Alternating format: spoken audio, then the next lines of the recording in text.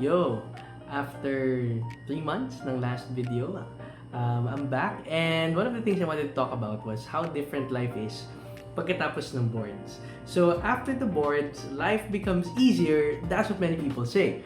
But now that we are 3 months after the boards, ano ba talagang itsura right now? A lot of people are saying na kapag nagmo-moonlight ka, it's a dead end, wala kang growth.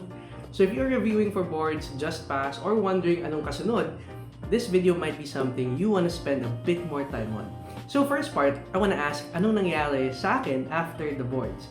Medyo malaki yung mga changes. Una, I spent a big chunk of my time pre-boards in a very routine schedule. Ibig sabihin, gigising ka ng mga siguro 7 or 8 a.m., tapos manonood ka ng lectures, and then after mo manood ng lectures, magbabasa ka ng handouts, and then after magbasa ng handouts, magsasample exam ka, kain ng lunch, repeat. Nood ulit ng lectures, basa ulit ng handout, and then sample exam. And finally, kung meron kang time, call a friend, join the Zoom call with your best buddies nung med school, ask questions, share what you learned, and then, saka ka na matutulog. And then, repeat kinabukasan. But after the boards, I got married to my girlfriend of 5 years and fiance of 2 years, si Adnel. And it's been really awesome just being able to finally enjoy yung time namin nang walang hinahabol na deadline, walang kaba na kailangan may backlog na basahin. Also, I got to serve in church again.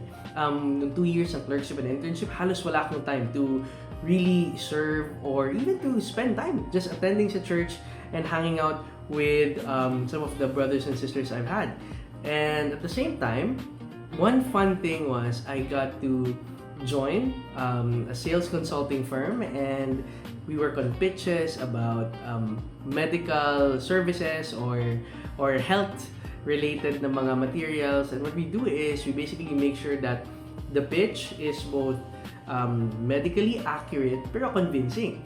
And ngayon, I get to work in a government hospital and also do some sideline on weekends sa isang HMO, and I do APEs and regular consults. So, the funny thing is that life didn't slow down. On the contrary, I think in a sense, things got fast-paced immediately. And pag nakuha mo yung license mo, ang dami mo nang pwedeng i-try and ang dami mo nang magagawa. In fact, I would say that life didn't just slow down, it even expanded. For the first time in years, my life wasn't just about exams, it became about what was my calling. So I get to be a husband to my wife, I get to serve again in church, and I get to practice yung mga natutunan ko sa med school, this time with more autonomy and more chance to actually do it with my own hands and with my own decisions. Now, that's what happened after the boards. Ano yung biggest adjustments na naranasan ko? I mentioned earlier na having a strict structure, that was a good thing in a sense, kasi at least you wake up early, you read, you watch lectures, you answer sample exams, you read again, you watch lectures, and then you answer sample exams. Every day had a system, every hour had a purpose, and every task may clear outcome siya. Pero, once mawala yung routine, sobrang dali na mag-fall into chaos lahat. All of a sudden, doom scrolling is in. May chance na hihilata ka lang sa kama for a whole day. The sad part there is, when you remove the pressure, you also remove the structure. So I had to build a new one. And I think this is where 3 things being in place really helped me a lot. One, the fact na Adnel was there, making sure that there was more to life than just medicine. So Adnel is a campus missionary, and so she brought me to UMAC. We met students there every week, every Wednesday. And ang ginagawa namin is we would have this Bible study. We would talk about the text, we would talk about life and how it could apply to them. And then after, every now and then we also did some mental health seminars. And at the same time, lahat ng ito was also helping us build yung meron kami, yung relationship namin. Kasi we realized when we serve together, our bond becomes stronger. Now, aside from yung serving together at church, another thing na nakakatawa was I was able to go back into reading. And actually, there's a bit more na nagbago, but when it comes to reading, this is the big chunk na nawala sa akin nung clerkship and internship. Particularly kasi wala kang time. So you basically just had to show up for duty, read for the comprehensive exam or the boards, and then go home.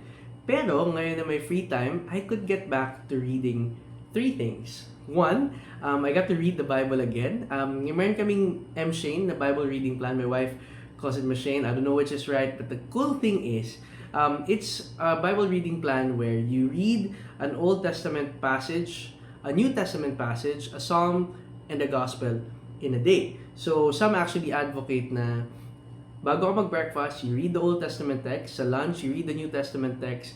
Sa hapon, you read yung Psalm, and then bago ka matulog, you read the Gospel. This was invented by Robert Murray M'Cheyne. Scottish pastor siya in the 1800s, and ang desire niya is that his congregation would read the whole Bible nang hindi nabubore. So that's why mayroong variety.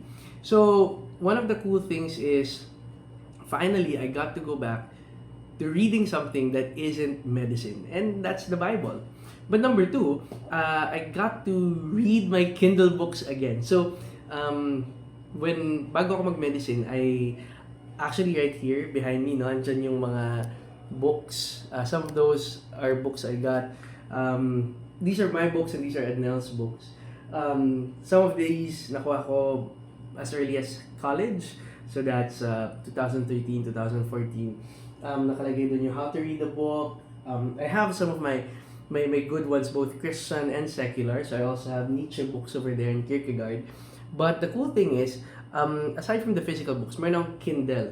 So right now, I bring my tablet everywhere, which means I can read anytime. Habang naghihintay ng next consult, during downtimes, while waiting, I get to read the books I love. A lot of the books na meron ako physically, I got them on Kindle also. Kasi on the one hand, masaya mag-flip ng pages, pero ang hassle magdala ng madaming book. So, at least when I have my tablet on with me, kaya mo siyang kaya mong pasadahan, like read 5-8 minutes a day. And the cool thing about Kindle is meron siyang estimate. Like, this chapter will be finished by insert amount of time. So, at least you know na, okay, if I wait for 8 minutes, bago ako tumanggap ng next patient, kaya siya. Kaya ko siyang matapos itong chapter na to. So, chapter a day on Kindle, really great. But at the same time, I try to bring a book wherever I go. So, for example, right now, so here's a backpack.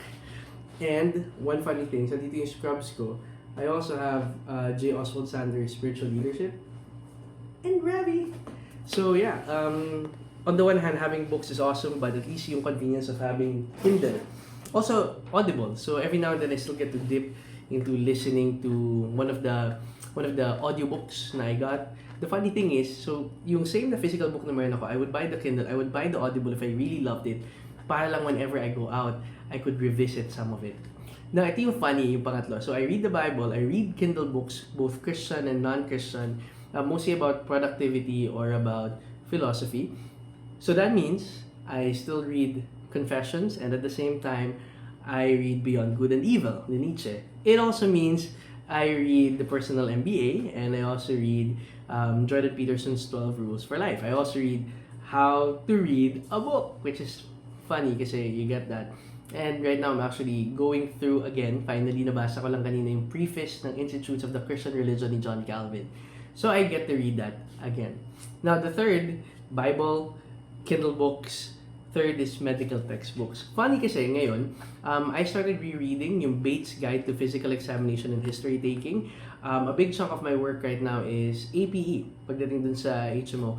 And I realized that the fun part is, I get to try to focus a certain system sa isang patient. So example, today I read about the musculoskeletal.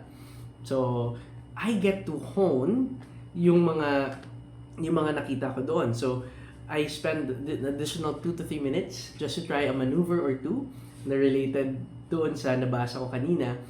And then bukas, if I'm gonna read something else about the skin, I might want to try exploring 2 to 3 minutes additional for the patient. One, it's learning for me. Two, I get to spend a bit more time for the patient, and some of them appreciate yung fact na hindi lang minamadali yung APE nila. Of course, when it comes to the consults themselves, most of that we get from internship. Pero minsan kasi, na-realize ko, masarap mag-revisit kung paano mag-interview at paano mag-PE kapag ginagawa mo na siya lagi. Kasi, you don't need to learn what to do, you just need to hone or sharpen the processes you already have.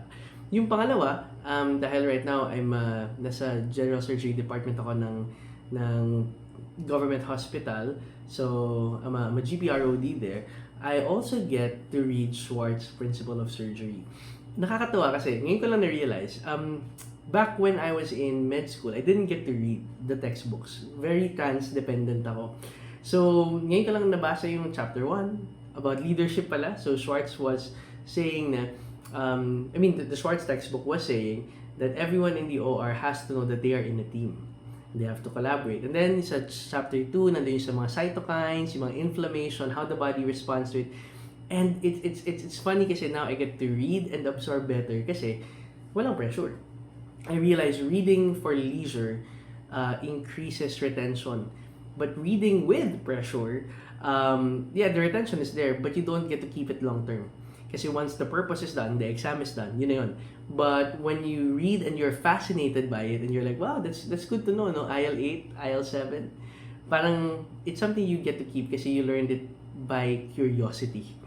So yeah, when I was reviewing for the boards, I read to pass, but now I'm reading to improve care, and the mindset shift, it transforms the very attitude of reading na nangyayari sa akin.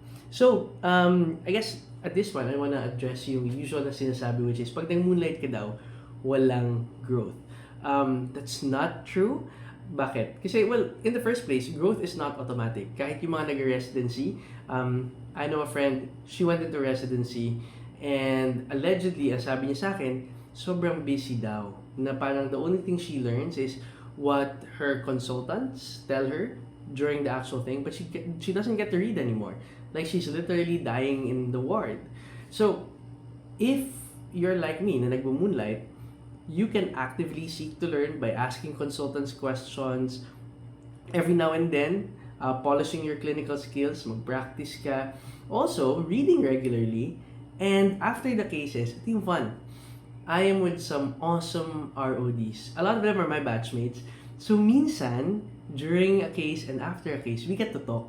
Parang, ano nga pala yung drip na ginamit mo dyan? Bakit? Bakit nga ba sinabi ni Doc na hindi dapat pag nicardipine drip kagad sa ganitong case? Paano yung sa electrolytes? Now, of course, it's assumed that these are things that we should have learned in med school. Pero iba yung you do it, you are corrected for it, you talk about it, and then later on, you get to improve on it in your next case. Kumbaga parang there's this sense of fulfillment na you actually grew. So if you're in a place where the consultants, I'm glad in my government hospital, yung consultants namin, hindi sa kanila sapat na isasend namin yung history, PE, tas yung suggested management. Some of them they call just to tell you yung rationale behind their plans.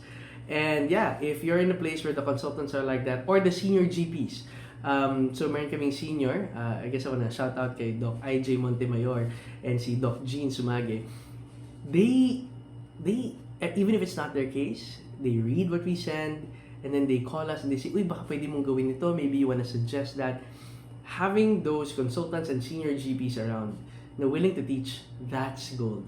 The ceiling of growth isn't just the program you're in, isn't just the work you're in, but even the people you're surrounded with. So, kung you're interested in moonlighting, that's a path na maybe you want to consider. So with that said, if you're reviewing right now, the boards are not the destination. They're a doorway. And when you step through it, you get to design what growth looks like. If you want to go to residency, go for it. But if you're like me, gusto mo ma-enjoy yung fruits of your labor, get married, enjoy, and then also earn, and also have some chance to earn and learn minus the pressure. Moonlight ka, hindi masama. So I guess at this point, I want to ask you this. What's your biggest fear about life after the boards? And are you currently reviewing or already practicing? I'd like to know more about what you're going through.